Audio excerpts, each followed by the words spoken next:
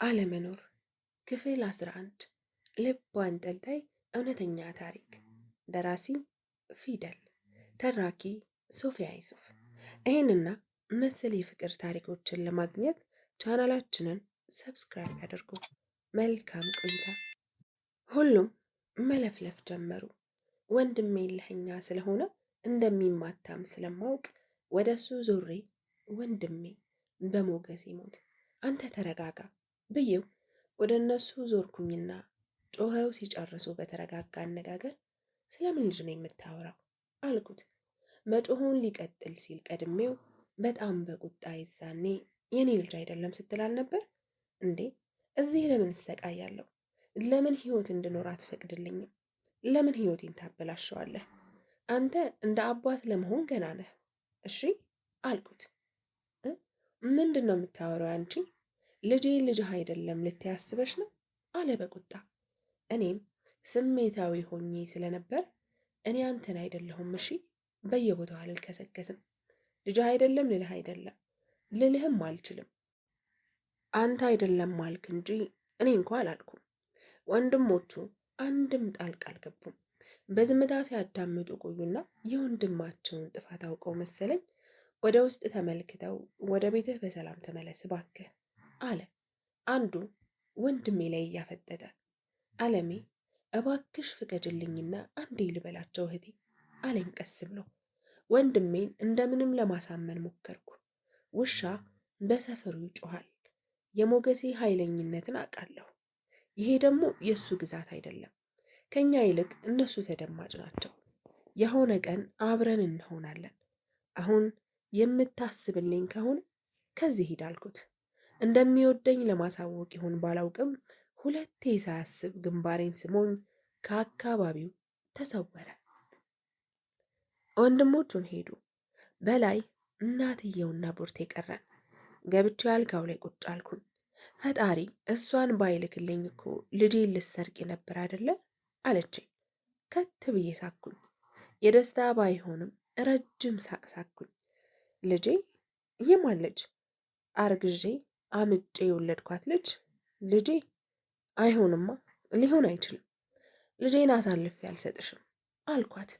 ወዲያው ወደ ለቅሶ ተቀየረ። እምባዬ ከልቤ ነው የማወጣው መሰለኝ። ልቤ ቆስሎ ስነካው ራሱ ያመኝ ነበር። አሁንማ አብረን እናያለን፣ እነይ ልጄ ውጪ አለችና ቡርቴን እያስወጣች ወደ በላይ ተጠግታ የሆነ ነገር አለችውና በቅጽበት ውስጥ መክሊትን ይዛ ወጣችና በሩን አይታ ከውጭ ዘጋችብኝ። ተነስቼ ለመክፈት ሞከርኩ። በሩን ደበደብኩት፣ ጮኩኝ፣ ግን ምንም ነገር የለም። እነዛ ጨካኞቼ ጥለውኝ ሄዱ። እኔም ስጮህ ያላስተዋልኩት የመጀመሪያ ልጄን የልጅነት ልጄን ነበር። በጣም እያለቀሰ ነው፣ ይጮሃል። በዛ ላይ ከነጋ አንድም አልበላም። ወዲያው ተነስቼ ቶሎ አቅፌ እያጠባሁት አባበልኩት። የልጅ አይምሮ ደስ የሚለው ወዲያው ረሳው። መጫወት መቦረቅ ጀመረ። እንደተዘጋብንም አላስተዋለም። የምር ግን ልጅነት ደስ ሲል እንደዛው አንዴ ስንላቀስ፣ አንዴ አሜኑን ሳጫውተው ሳስተኛው፣ ድጋሚ ሳለቅስ ብቻ እንደምንም መሸልኝ። ማታ ላይ በሩ ተከፈተ። ቡርቴ ነበረች። ምን ፈልገሽ መጣሽ አንቺ ከሃዲ፣ አንቺ ከሃዲ ነሽ እያልኩ በስድብ ሙልጭ አደረግኳት። አዳምጪኝ፣ ቆይ ቆይ እያለች ስታለገልግ የሆነ ችግር እንዳለ አውቄ ልጄ ምን ሆነች? ምን አረጉብኝ አልኳት። በላይ ተመታ፣ ጭንቅላቱን ተመታ። መክሊት ደግሞ ብላ እናቱ ይዘዋት ሄደው ነበር። ለማን እንደሰጧት አላውቅም። በጣም ስለተጎዳ ይዘውት ወደ ቤት ሄደዋል አለች። ጥፋቱ የእሷ ይመስል እየተርበተበተች። ለምን እንደሆነ አላውቅም። ተጎዳ ስትለኝ የሆነ ልቤ ደንግጧል። እሱ እኮ ያ አይገባውም። ለምን ደነገጥኩኝ? ማለቴ ለሱ መደንገጥ ነበረብኝ። ብቻ ግን ደንግጬ ውሰጅኝ በላይ ጋር እንሄድ አልኳት። አሁን መሽቷል፣ ብቻሽን ከምታድሪ ብዬ ነው የመጣሁት። ዛሬ መሄድ አንችልም፣ በጠዋት እንሄዳለን ግን አለች ልዝዝ ባለ አነጋገር። ያላለቀ አነጋገር ስለነበር ግን ምን አልኳት። አንቺ ነሽ ያስመታሽው ብለው እንዳይጎዱሽ ፈራሁኝ። ማለቴ ቀን ስለተጣላችሁ አለችኝ። እኔ ግን ወንድሜ እንደዛ እንደማያደርግ እርግጠኛ ስለሆንኩ ምንም አልፈራሁም። በሙሉ ልቤ ሆኜ አታስቢ፣ እኔ እንደዛ አላስደረግኩም፣ የልጆቼ አባት ነው፣ በጠዋት እንሄዳለን ብያት ተመልሼ ከልጅ አጠገብ ተቀመጥኩኝ። እሷም በሩን ከውስጥ ቀርቅራ ወንበሩ ላይ ተቀመጠች። ካለፈ በኋላ የገረመኝ ነገር በምን አይነት ሞራል አጠገቤ እንደቆመች ነው። ማለቴ ጠዋት ላይ ወገን ቀይራ ክዳኝ፣ ማታ ላይ አብራኝ ናት። ይሁዳ ብዬ ብጠራት ደስ ይለኝ ነበር፣ ግን ተቆጣጠሬ ዝም አልኩኝ። እሷም ግልጽ ጥፋት ስለሆነ ስለምታውቀው ጥፋቷን በዝምታ ሸፈነችው። ብዙ ዝም ከተባባልን በኋላ ይቅርታ አለች እጥር አድርጋ። የፌዝ ፈገግታ እየለገስኳት ይቅር የሚባል ይመስልሻል? ሕይወቴን ያበላሸሽው አልኳት። አማራጭ አልነበረኝም። በላይ ሁሉንም ነገር ሰምቶ ነበር። የዛኔ አውቆ ነው ግማሹን እንደሰማ ያስመሰለው። ሰውየው እባብ ነው። ከዛ ጠብቆ ቀኑን ካልነገርኩትና ነገሩን ካላስረዳሁት እንደሚያባረኝ ማለቴ ሕይወቴን ለመወሰን ራሴን ማዳን ነበረብኝና ከራስ በላይ ይባል የለ ተረጂ አለችኝ። እኔ ለማምለጥ የምጥረው እያለሁ እሷ መባረር እንደማትፈልግ ስሰማ ግራ ገብቶኝ እዚህ ያለው ሕይወት ተመችቶሽ ነው? እዚህ መሆኑን ፈልገሽ ነው እንዴ? ምን ሆነሽ ነው እድልሽን የምታባክኙ? አልኳት በጣም እየጮህኩ። እሷ ግን ፍጹም በተረጋጋ መንፈስ ሆና ፈገግ አለችና እኔ ደደብ አይደለሁም፣ ከአንቺ በተለየ ነው የማስበው። ምክንያቱም እኔ 5 ወንድ ልጆችን ወልጃለሁ። ከማ ከአባይ። ከዚህ ብሄድና ከአባይ ብፋታ ተጎጂዋ እኔ ነኝ። ምክንያቱም አባይ የፈለገውን መርጦ አንዷን ለአቅመ ሔዋን ያልደረሰችውን እንስት ወስዶ ያገባል። ከዛ የኔና ያንቺ እጣ ፈንታ ተካፋይ ትሆናለች። አለቀ። እኔ እናቴ በህይወት ብትኖርም አቅም የላትም እና የት ልሆን ነው? 5 ልጅ ይዤ ማን ይፈልገኛል? ማንስ ለእኔ ፍላጎት የሚያሳይ ይመስልሻል? ከዛ እድሜን ቆሞ ቀረሁ ማለት አይደለም አለችኝ። ነገሮችን የተረዳችበት መንገድ በጣም አስገረመኝ። በእርግጥ ለእኔ እነ ሞገስ ያሉልኝ፣ ግን እነሱ እኔና ልጄን ቢያሳድጉን እንጂ የወደፊት ህይወቴ እንዳለችው ቀላል አይደለም። ይሄውልሽ ለዓለም እኔ እንደ እህት እንደ ጓዳ ሁኜ ልምከርሽ። ከዚህ ለማምለጥ መሞከርሽ ይቅር፣ እዚሁ ከበላይ ጋር ያለሽን ቅርበት ለማስተካከል ሞክሪ። የተጋባን ሰሞን ልጅ ስለሆንኩ የሚሆን ባላውቅም አባይ በጣም ይመታኝ ነበር። ከዛ ግን ቀስ በቀስ ፍቅር እየሰጠሁት መጣሁ። በነገራችን ላይ ፍቅር ስልሽ በዋናነት ክብር ነው። በዘራቸው መከበር ይፈልጋሉ። መፈራት ነው ምኞታቸው። አምባገነን ሆኖ መታየትን ይሻሉ። ስለዚህ አክብሪ። የዛኔ እሱም ይቀየር ይሆናል። ሌላ የምልሽ ነገር ደግሞ አብዝተሽ እንዳትወልጂ፣ ይበቃሻል። ያሉትን ይባርክልሽ። ወደ እኛ አቅራቢያ የወሊድ መቆጣጠሪያ የምትሰጣለች፣ እሷ ጋር ወስድሻለሁ። በዛ ላይ ደግሞ በጭራሽ ልጅሽን መክሊትን እንዲነጥቁሽ እንዳትፈቅጂ። ቶሎ ከነሱ መውሰድና እንደማትሰጪ ማሳወቅ አለብሽ። ካለበለዚያ የሰይጣን መገበሪያ ነው የሚያደርጓት አለችኝ። የሆነ የምታውቀው ነገር ያለ ይመስል ጭፍግግ ብሏት ነው ያወራቸው። እኔ ያለ ምክንያት በዚህ ልክ ሴት ልጅ አትፈልግም ብዬ ነገሩን መጠራጠር ጀመርኩኝ። በዛ ላይ ከደቂቃዎች በፊት ጠላቴ ያልኳት ሴት ሕይወቴን ሙሉ የሚቀይር ምክር ለገሰችኝ። ከዛን ቀን ጀምሮ አስተሳሰቤ ተቀየረ። ያ ማለት ግን ያለሁበት ሁኔታን ወደድኩ ሳይሆን ወደፊቴን ፈራሁት ማለቴ ነው። ፈትቼ ማንንም እንደማላገባ ስለማውቅ የመጥፋት እቅዴን ተውኩት። የሰይጣን መገበሪያ ያለችው ግን ሌሊቱን ሙሉ ሳሰላስል ቁጭ ብዬ አደርኳት። አሜኑና ቡርቴ ተኝተው አደሩ። የማይነጋ ሌሊት የማይመሽ ቀን የለም። መቼም በስንት ስቃይ ሌሊቱ ነጋ። ቶሎ ብዬ አሜኑን አዘልኩኝና ቡርቴን ቀስቅሼ እንሂድ አልኳት። እርግጠኛ ነሽ? ግን ማለቴ የሆነ ነገር እንዳያደርጉ ፈርቻለሁ አለችኝ። አሜኑ ሳዝነው አልቅሶ የማያውቀውን እሪ ብሎ አልፈልግም እያለ አለቀሰብኝ። እሱን እንደምንም አባበልኩና ቀና ብዬ እኔ ምንም አላረኩም እኮ አልኳት። እኔ አምኜሻለሁ እኮ እነሱ ግን በእርግጠኝነት የሚያስቡት አንቺ እንዳስመታሽው ነው። ከያዙሽ ደግሞ አይለቁሽም አለችኝ። አይሆንም፣ መክሊቴን ማግኘት አለብኝ።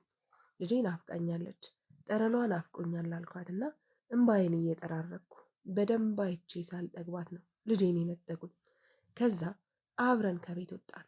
መንገዱ ሩቅ ነበር። አራስ ሆኜ ልጅ አዝዬ ያንን ሁሉ መንገድ መሄድ ጀመርኩኝ። የሚገርመኝ የበላይ እናት በቀን 2 ሲመላለሱ ነው ወይስ ለኔ ብቻ ነው የራቀኝ? ቡርቴ በጣም ፈርታለች። አንዴ ግራ አንዴ ቀኟን፣ ፊቷን፣ ጀርባዋን ትቃኛለች። አንደርስም አልኳት። መጀመሪያ የመጣሁበት ቤት ቢሆንም እረስቼው ነበር። ይሄው ይህችን ጫካ እንደተሻገርን እንደርሳለን አለችኝ በረጅሙ እየተነፈሰች። ኡፍ ተመስገን ብዬ ሳልጨርስ ገና ከጫካው ጫፍ እንደደረስን ከፊት ለፊት 2 የበላይ ወንድሞችና 3 የማላቃቸው ወንዶች እየተንቆራጠጡ 2 ጠመንጃ ይዘው ቆመዋል። ሳያቸው ሳላስበው በጣም ጮህኩኝ። እነሱም ቀና ብለው አዩንና አንዱ እየገሰገሰ ወደኛ መጣ። ቀድሜ የፈራሁት ለልጄ ስለነበር ወደ ቡርቴ ዞሬ ልጄን አደራ ብያት ስዞር ከበላይ ወንድሞች አንዱ በፍጥነት እየሮጠ መጥቶ ልጁን ያዘው። ምን እያለው እንደሆነ አላውቅም። ባንዴ ተረጋጋ። ሁሉም ሰብሰብ ብለው ወደኛ መጡ። ቡርቴ እየተንቀጠቀጠች ነው። ራሷን መሳት ነው የቀራት ማለት ይቻላል። በእርግጥ እኔም ደንግጬ ነበር። ከዛ ሁሉ ተሰብስበው ወደኛ መጡ። ከዛ አጠገባችን ሲደርሱ ምን ታደርጊያለሽ እዚህ አለኝ አንዱ። እሱን ስለማላውቀው ትኩረትም አልሰጠሁትም። ወደማውቃቸው ወንድሞቹ ዞሬ በላይ ጋ ውሰዱ፣ ማየት እፈልጋለሁ፣ ልጄም አባቱን ማየት አለበት አልኳቸው ትኩረታቸውን ለመሳብ። መጀመሪያ የጠየቀኝ ሰውዬ ወደ ቡርቴ ዞሮ አንቺ ውሰጃት፣ ተጠንቀቁ፣ ወይ አንተ አድርሳቸው አለው መልሶ ወደ አንደኛው አገጩን እየጠቀሰ። ነገሩ ባልጠበቅነው መንገድ ስለጠበቀን በጣም ቀለል ብሎኛል። ቡርቴ ግን አሁንም ጠላቱን እንዳየ ሽፍታ አይኗን አፍጥጣ ነው የምትጓዘው። ከአንደኛው ሰው ጋር ሆነን ከትንሹ እንደራቅን ኡፍ ብላ በረጅሙ ተነፈሰች። ቡርቴ እኔ እንደዛ እንደማላደርግ ነግሬሻለሁ። ምንም የሚያስፈራ ነገር የለም። ተረጋጊ። እሱም ቢሆን ወንድሞቹ ስላሉለት አታስቢ አልኳት። አብሮን ወደ መጣው ሰው እየጠቆምኩኝ አንድ ነገር አርገሽ ቢሆንማ ዘርሽ ነበር የሚያልቀው። እንዴት እንደዚህ ታስቢያለሽ? አለኝ እያፈጠጠ። እረ ምንም ቢሆን ባለቤቴ ነው፣ ክፉ ላደርግበት አልችልም አልኩት። ጭራሽ ባልጠበቅኩት ሁኔታ ለበላይ ተቆርቋሪ ሆኛለሁ። ለሱ መጨነቅ ጀምሬያለሁ። ዘሪሁን የት ነው አለ። ዘሪሁን ማን ነው አልኩት፣ ሰምቼ የማላቀው ስም ስለሆነ። ቡርቴ ግን ቀደም ብላ እረ እኔ እንጃ ማታ ነው ቤት ወጥቼ አብሬያት ያደርኩት አለችው። በፍርሃት ስለነበር የምታወራው ግራ ገባኝ በሚል ፊት አየኋት። ቤቱ ከጫካው ቅርብ ስለነበር ቶሎ ደረስን። በሉ ግቡ፣ አዲስ ነገር ካለ አንዳቸውን ሊያቸው በላይ ደህና ሲሆን ንገሩን አለ። እሺ አታስብ አልኩኝ ፈጥኜ። ጀርባውን አዙሮ መሄድ ሲጀምር አባይ አለች። እሷ ቤት ለማለት ሲዞር እኔ በድንጋጤ ስዞር አይን ላይን ተገጣጠምን። ለካ ሰውየው ባለቤቴ የምትለው ሰው ነው። ትልቅ ሰው ነው፣ ከበላይም የሚተልቅ እና የእሷ ባል ይሆናል ብዬ አልጠበቅኩም። ግን የኔና የእሷ ትዳር የሚለያየው እሱ ለእሷ ክብር አለው። ስትጠራው ራሱ አቤት ነው ያላት በትህትና። ዘሪሁንና ቤብን ካገኘሃቸው ወደ ቤት ላካቸው አለችው። እሺ ብሎ መንገዱን ቀጠለ። አሁንም ድርቅ ብዬ ሳያት በትንሹ ፈገግ አለችና አዎ አባይ ነው፣ ዘሪሁን የመጀመሪያ ልጃችን ነው፣ ግራ አትጋቢ አለችኝ። ከጠበቅኩት ተቃራኒ ስለነበር ማለፍ አልፈለግኩም። እና አሪፍ ባል ነው፣ ለምንድን ነው ትዳርሽን የማትወጂው አልኳት። እረ ወደዋለሁ፣ ትዳሬንም እሱንም እወደዋለሁ። እኔ ችግሬ ከቤተሰቦቹ ነው። እሱንም ገደል ከተቱት። ለባዕድ አምልኮ ይገዛል። ለሰው መስገድ ጀምሯል። እሱ ደግሞ ልጆቼን ሊያስለምድ ዞር ዞር ይላል አለችኝ። እውነቷን ነው እኮ በላይንም መያዝ እንደምችል ብቻ እሱ ደህና እንዲሆን አስቤ ፈገግ አልኩኝ። ወደ ውስጥ ገባን። ደግነቱ አሜኑ ተኝተው ነበር እንጂ ስቅጥጥ ነበር የሚለው። በላይ በጣም ተጎድቷል። የተመታው ደግሞ መሀል ጭንቅላቱን ነው። እናቱ እንዳዩን ተነስተው ወደኛ መጡ። ደህና ነው አልኳት ለመስማት እየቸኮልኩኝ። አሁን ገና ደሙ መፍሰስ አቆመ። በማሰሻ ተኩሼለት በጌታ እርዳታ ቆመ አለችኝ። በነገራችን ላይ በምን እንደተመታ ብነግራችሁ ለማመን ይከብዳል። በእርግጥ እንኳ እናንተ እኔም በጊዜው አላመንኩም ነበር። ምክንያቱም በላይ ጭንቅላቱ በነጠላ ጨርቅ ተጠቅልሎ አረቂ ምናምን አድርገውበት ተኝቶ ነበር።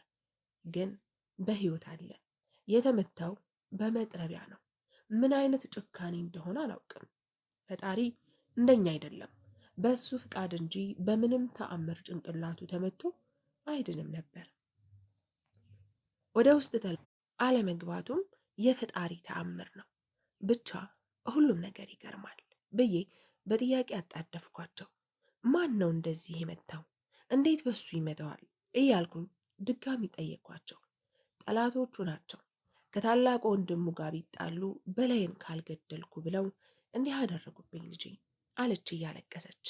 ወዲያው ከውጭ የሆነ የሚያስፈራ ቀጭን ረጅም ጥቁር በጣም ጥቁር በጥቁር የለበሰ አይኑን ከሰል የሚመስል እንጃ ብቻ የጭራቅ ፊት ያለው ሰው ወደኛ መጣ።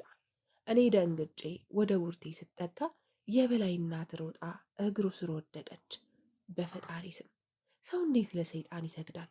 ጠንቋዩ እሱ እንደሆነ አወቅኩኝ። ይቅር ይበሉኝ። ከቤቷ አስወጣሁት፣ ግን ያሉኝን ሁላ አደርጋለሁ። ልጄን አድኑልኝ አለችው። ቀና ብላ እንኳ ፊቱን ለማየት እንደፈራ ሰው አነጋገር። አዎ አዎ አዎ አዎ አሁን ያስፈልጋል። ይኸውልሽ አንድ ሴት ልጅሽ ሊሞት ነው፣ እየታየኝ ነው። ከፊቱ የተጋረደ ነገር አለ። በፍጥነት ፍጠኝ፣ እንዳትቀደሚ፣ ቶሎ ብለሽ የህፃን ልጅ ደም አምጪ። አራስ ትንሽ ደም፣ የአራስ ልጅ ደም አለ እየተኩለታተፈ በሚያስፈራ ድምፅ። እኔ በጣም ሰቀጠጠኝ። ነገሩ ይበልጥ ያስደነገጠኝ የበላይ እናት እየተርበተበቱ ልጁ አለች፣ የልጅ ልጄ መክሊትን አምጡልኝ ቶሎ በሉ አለች። የማይሆነውን በላይን ከበው ከነበሩ ሴቶች አንዷ ሮጣ ሄዳ እኔም ከተቀመጥኩበት ተነስቼ ምን ልታደርጊያት ልጄን? እንዳትነኩ አልፈቅድልሽም አልኳት። አንዲት ልጅ ትታየኛለች። ብቸኝነት ያጠቃታል። ወይ እሾህ ብቻ ነው አደጋ አለ። በቅርቡ መጥፎ ነገር ይደርስባታል። ቤት መምጣት አለባት። ዝም ትበል፣ ልቧ የተጎዳ ነው እያለ አሁንም ይቀበጣጥራል። በጣም በርካታ የማይረቡ ነገሮችን ይለፈልፋል። ሲያወራ ልክ እንደ ሰይጣን ነው። በዛ ላይ ቃላትን የሚደጋግመው ነገር አይምሮዬ ላይ እያቃጨለብኝ ነው። በጣም ነው የሚዘገን ነው። በዛ ላይ ደግሞ እያወራ ከፊቷ ምናምን እያለ ይፈላሰፋል። ሴትየዋ እንደተባለችው መክሊቴን ይዛ መጣች። ሁሉ ነገሯ ናፍቆኝ ነበር። ልክ እንዳየኋት ስፍስፍ ብዬ ሮጬ ሄጄ አቀፍኳት። ከሴትየዋ ወስጄ ጠረኗን አሸተትኩኝ። በጣም ናፍቃኝ ነበር። የዛኔ ወደ በላይ ስመለከት አይኑ ደም ነው የሚመስለው፣ ግን እያየን ነበር። መፍትሄ ብዬ ስላሰብኩኝ መክሊትን ይዤ አጠገቡ አሳየሁትና ከኔና ከሱ የተወለደች የማትመስለው ያቺ ልዕልት እንስት በእጇ ስትነካካው በትንሹ ፈገግ አለ። በሰዓቱ እኔም አብሬያቸው ስገለፍጥ ነበር። እሷ ናት ይታየኛል፣ እሷ ናት የምታድነው። በትንሹ በጥቂት ደም እፈውሰዋለሁ፣ ካለበለዚያ አፈር ይሆናል። ቢበዛ 3 ቀን ቢቆይ ነው። ቶሎ በሉ እያለ ይለፈልፋል። አይሆንም፣ አንተ ማነህ? የማን አዋቂ ነህ? የራስህንም አታውቅም እንኳን ሰው አልኩት። ሰይጣን አደለ የኔን ትኩረት ለመስረቅ ድግስ የሆነ ሰው የሚሰበስብ ደግሱ አለ። እዛ መታየት የለበትም፣ በፍጹም የለበትም ይላል። በእርግጠኝነት የመክሊቴ ክርስትና ስለነበር ወይ ገምቶ ነው ወይ ደግሞ ሲያወሩ ሰምቶ ነው። አለቀ። ባክህ ከዚህ ውጣ። ከቻልክ አንተ አዳኝ አይደለህም፣ አዳኝ ፈጣሪ ነው። ገባህ? አንተ ማነህና ነው የሰው ህይወት የምትወስነው? አልኩት። የበላይ እናት በሰይጣኑ ስለምትተማመን ዝም እንድል አንዴ እኔን አንዴ እሱን እያየች ቁጭ ብድግ ትላለች። ጭራሽ የልብ ልብ ተሰማው መሰለኝ። ያለ ዕድሜዋ በልጅነቷ የምትቀጭ እናት አለች። ትቀጫለች፣ አፈር ትሆናለች። ይሄ ሳምንት የሐዘን ነው። ልጆቿ ይጎዳሉ። ተሎ ደርሼ ትጸልይ ደርሼላታለሁ ብሎ ከቤት ወጣ። አሁንም ግን የበላይ እናት አንገቷን ቀና ለማድረግ እየፈራች ጌታዬ ልጄን አድንልኝ፣ እባክህን አባቴ፣ እባክህን ጌታዬ የሚሉ መጥፎ የልመና ቃላት እያሰማች ተከተለችው። እሷ አንቱ እያለች ነው የምትጠራው። አይገባውም ብዬ ስላሰብኩኝ ቀጥታ ወደ በላይ ዞርኩና ማወቅ ስለፈለግኩኝ በጠንቋዩ ታምናለህ እንዴ? ይሄ ሰይጣን ያድናል አልኩት። እንደማይሆን እያወቅኩኝ ከሱ ለመስማት በላይም የቀላ አይኑን አስለመለመና ትንሽ ዘግይቶ አንገቱን ግራና ቀኝ እያማታ አይሆንም አያድንም በሚል አወዛወዘልኝ። ደስ ነበር ያለኝ። ስለዚህ የልጃችንን ደም አናፈስም፣ አንተ ትድናለህ እሺ አልኩት ቀስ ብዬ። ወደ ላይና ወደ ታች እያየ እሽታውን ገለጸልኝ። እንደ ድንገት አንድ ሐሳብ ብልጭ አለልኝ። ከዛም ወደ ጆሮ ጠጋ ብዬ እነሱ እንዲወጡ ማድረግ ትችላለህ? ብቻችንን የምነግርህ ነገር አለ አልኩት በቀስታ።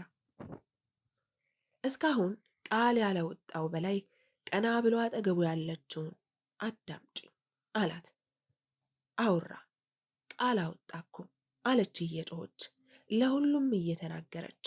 ከዛ ወዲያው ወደ ራሷ ተመለሰችና አቤት አቤት በላይ አለችው። በላይ አይኑን ጭፍን እያለ ነው የሚያወራው። በጣም እንዳመመው ያሳብቃል። ለነገሩ እንዴት አያመው? መተንፈሱም እሱ ሆኖ ነው። ከዚህ ውጡ፣ አንዴ ወደዛ ሂዱ፣ ቶሎ በሉ አለ። ተፈሪ ይሁን ተከባሪ ባላውቅም ወዲያው ከኛ ራቁ። ከዛም ቀጤ በሚል አየኝ። ይሄውልህ በላይ ነገ የመክሊት ክርስትና እንደሆነ ታውቃለህ። የግድ መነሳት አለባት። ከዛ ከነገ በኋላ ደግሞ እባክህ እኔን አዳምጠኝና ሞገሴ ጋር እንሂድ፣ ለማንም ሳትናገር። እሱ በደንብ ይሰፋልሃል። ቁስል ላይ የሚደረግ ነገር አያጣም። በዛ ላይ ጸበል እንጠመቅና ደህና ትሆናለህ። አታስብ እሺ፣ እመነኝ እባክህን አልኩት በልመና። እውነት ለመናገር ሳወራ እሺ እንደማይለኝ በማመን ነበር። ማታ እኮ ሰላም መታ ነበር። እሷ ናት ነጠላ ሰፍታ ጨርቅ ያደረገችልኝ አለኝ። አዎ ግን እዛ ትድናለህ፣ እርግጠኛ ነኝ። በ3 ቀን ድነህ እንመለሳለን አልኩት ለማሳመን እየጣርኩ። አብረን እንመለሳለን አለኝ እየተመለከተኝ። አዎ በልጄ ምልልሃለሁ፣ አብረን የምንመለሰው አልኩት። እሺ ልጆቹን አስቀምጠን እንሄድ አለኝ። አልችልም አልኩት። ምክንያቱም ልጆቼን ትቼ ማደርና መዋልም አልችልም። ከስንት ልመና በኋላ በላይ ይሻለኝ፣ ቀለል አለኝ። ከዛ ግን ትልቅ ያሰብኩት ነገር እንዴት ከዛ መሄድ እንደምንችል ነው። አይምሮዬ ላይ የመጣልኝ አንድ አማራጭ ነበር። ቶሎ ብዬ ቡርቴን ወደ እኛ መጣኋትና እርጅን አልኳት። በምን አለችኝ፣ በየተራ እየተመለከተችን። በላይን አባዬ ጋር ወስደን ልናደነው ይገባል፣ እርጅኝ አልኳት። ወዲያው በላይን ስትመለከተው አዎ ለአንድ ሰው እንዳትናገር ያላት። አባይስ አለች። አዎ እሱም ያስፈልገናል፣ ቶሎ ጥሪውና ነይ ብያት ልትጠራው ስትወጣ ከበላይ እናት ጋር ተገጣጠሙ። እኔ ልጄን እያጠባሁ ቆየኋት። አንቺ ሴት ልጄ አንድ ነገር ይሆንና እሱ ሳይገልሽ በፊት እኔ ነኝ የምገልሽ፣ የአንቺን ሬስ አልጎትትም፣ ወደዛ ሂጅልኝ አለች። ጠንቋዩን አምነዋለች። እንደምሞት እያሰበች ነው። እሱ ልክ ሊሆን ይችላል። እኔ እሞት ይሆን? ቡርቴ ቀድማ አባይን አውርታው ነበር መሰለኝ። ቀጥታ መጥቶ እማዬን ለክርስትናው የሚያስፈልገውን ሁሉ አዘጋጂ፣ ነገ ቅዳሜ እማዬ በጠዋት ተዘጋጁ አላት። ልጄ እንዲህ ሆኖ የምን ክርስትና ነው የምታወራው? አልገባኝም። ልጄን ልትገለው ነው አለች። ያልኩሽን አድርጊ አላት። በጣም ረጋ ያለ ሰው ነው። በንዴት ጥላን ወጣች። ከዛም ሁሉንም ነገር ነገርኩት። እሱም ሊያግዘን ተስማማና በጀርባ መሄድ እንዳለብንና ሌሎች ካገኙን እንደሚጎዱን ነገረኝ። በቀጣዩ ቀን በላይ ታሞ ተኝቶም ቢሆን ልጄን ክርስትና አስነሳሁ። የክርስትና እናቷን ራሱ አላውቃትም። ሁሉም በእናትዬ ቁጥጥር ስር ነበር። በቀጣዩ ቀን በጠዋት አባይና ቡርቴ መጡ። አባይ በላይን፣ ቡርቴ አሜኑን ደሞ እኔ መክሊቴንም ይዤ በጀርባይ ወጣን።